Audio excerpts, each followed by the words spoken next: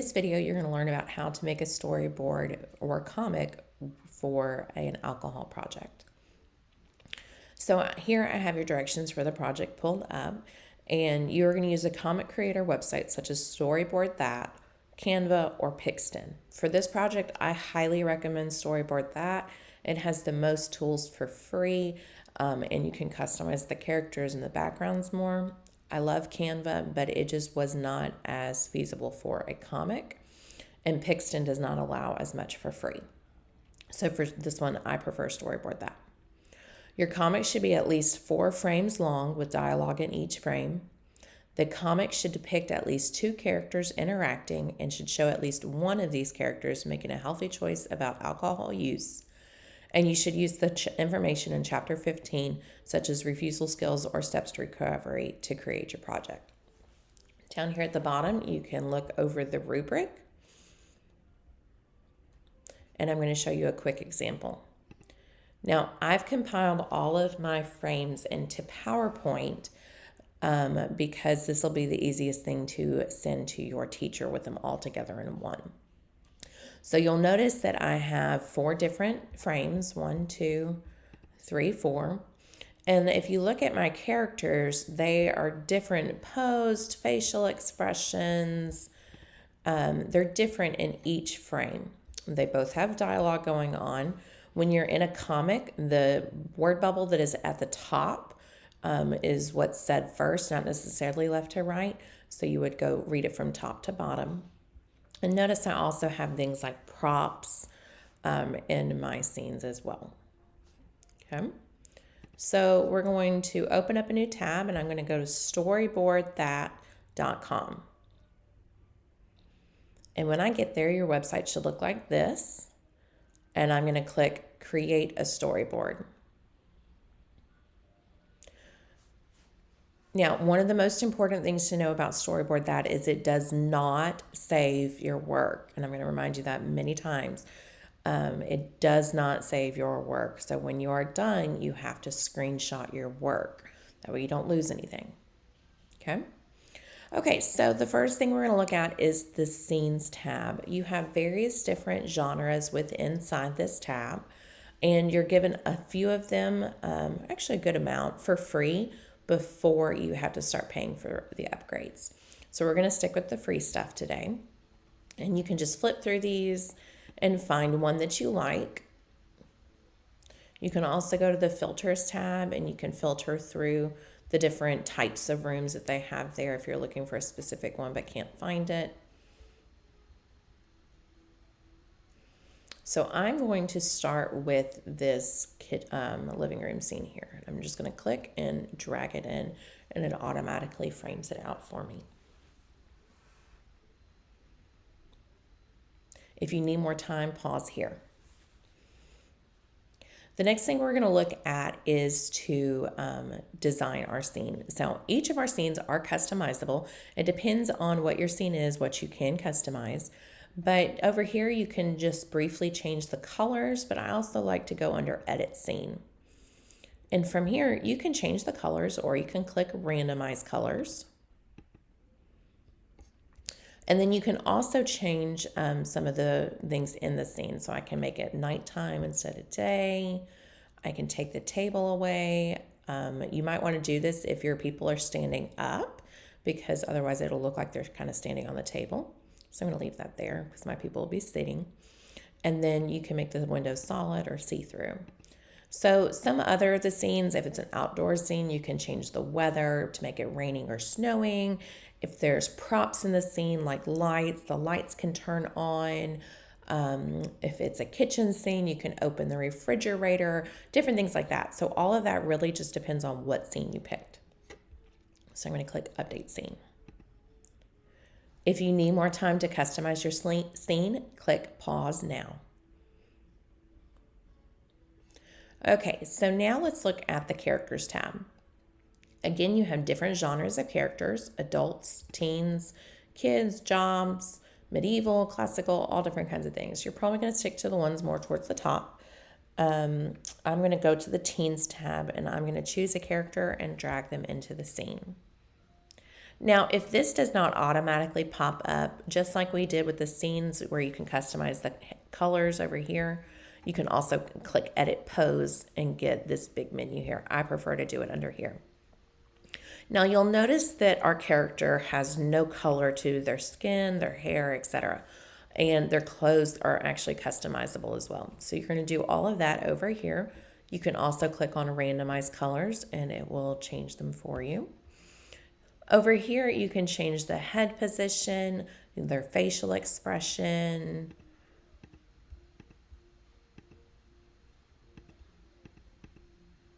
their hair style to an extent, and then their arm position. So maybe this person is just really, really mad. Down here at the bottom, you also have preset poses. So my first character is just going to start out speaking, so I can choose the speaking one. Now, in my frame, I have a couch, so I'm going to make them sitting. And when I'm with the two characters, it would make more sense if they were sitting facing each other. So I'm going to make her facing to the right. And I'm going to update pose. Now, when I move her in here, in order to make her feet look like they're on the ground, she kind of has to be sitting off the couch a little bit. You can enlarge them if you need to, etc. But it might not be perfect. Okay. And you need 2 characters in each scene. So I'm going to go ahead and add my second character real quick.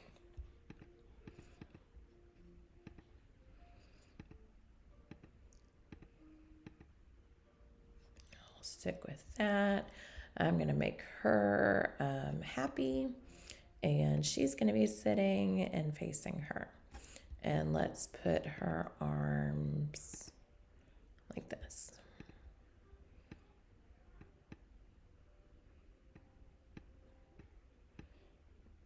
Okay. If you need more time to customize your characters, pause now. Okay, so let's go to the Items tab. And this tab is where you're going to find different props that you can add to your scene. Now, again, you're given so many for free before you start getting to the paid ones. And then you can look over under the different tabs. I also highly recommend using this search box up here. If I search for alcohol, this pops up every time. That does get a little annoying, but just click on the little X. Then I can grab a bottle and I can shrink it down.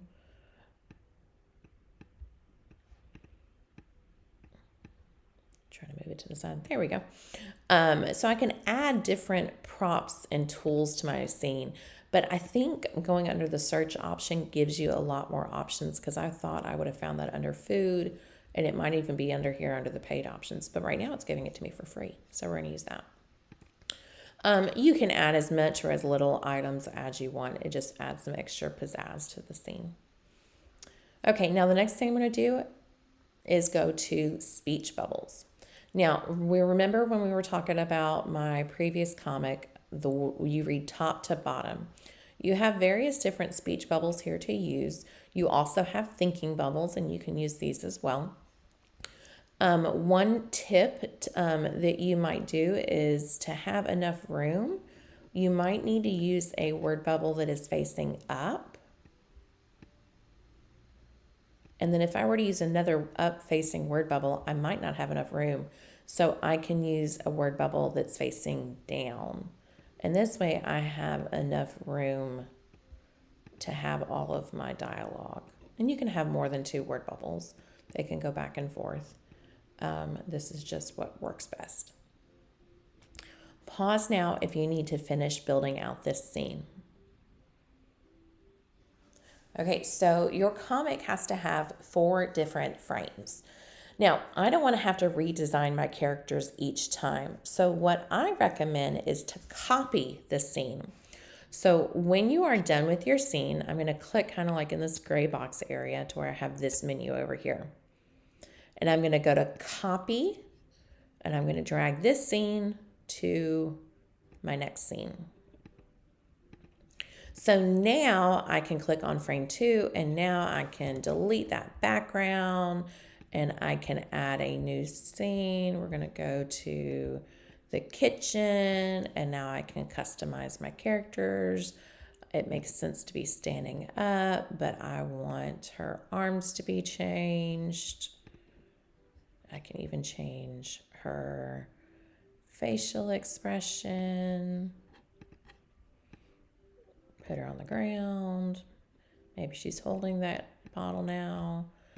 Okay, and now I'm going to go to my other person, and I can do the same. So by copying the frame, it just makes it that much easier to edit your scene and not have to redo the people each time.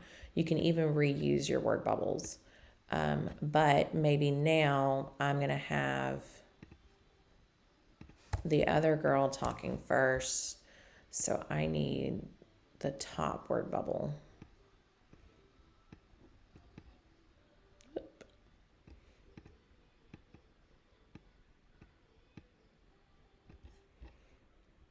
And then I would use the downward facing one for her.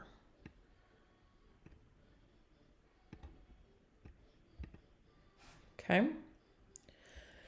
So that is a trick to being able to make your next frame. Now, one of the very most important things about Storyboard that is it does not save your work. So when you are done with your frames, so say I'm done with this complete first frame, I am going to screenshot my frame so that I have it saved as a picture. Now I would do Command-Shift-4. And when I do that, I get my crosshairs and I can draw out my box, and it's now saved my picture. And then I'm going to do that to my second frame, and it saves my picture. So I'm going to pretend that this is my third frame. Make a different scene real quick. Okay, so this is my third frame, screenshot, and now I've got that one done. But how many frames does your project have to have? 4. So the way I'm going to get my fourth frame is I'm just going to redo the frame. I'm going to delete it and I'm going to add a new background. And then I would customize it to make my fourth frame. So you're not using 4 individual frames over here. You're just going to redo one of the ones you already had. Okay. So make sure you screenshot your frames in between each one. If you don't finish this by the end of class, make sure you screenshot what you've got done. Finish up your frame before you move on, etc. So that way you don't lose any of your work. Because if I go refresh my screen, it's all gone. So make sure you save your work.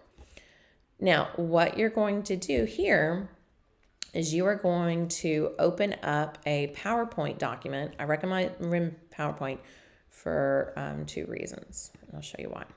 So I'm just going to delete these for a second. So you're going to open up PowerPoint, delete everything that's on the side, and I am going to add my pictures from my original comic. And that would be this one here and this one here. So when I add it, you'll notice over here on the sidebars that PowerPoint tries to put them in a layout for you. And I can click on one of these. Now, when you're doing that though, make sure that they're in the right order. So if I were to use this one, I would need to move these 2 around. And then now that's the correct position. So just make sure that you pay attention and that they're in the correct order. You can use one like this where they're kind of like cut out. I actually really like that design. Just make sure that you can see all of the content that you need. Okay. So when you are done, you're going to go to File, Export, and save that as a PDF.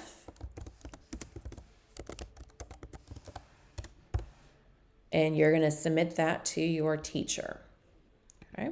If you have any questions, you can always come and see me in the tech office or email me at mmarshall@bartlettschools.org. Hope this helps.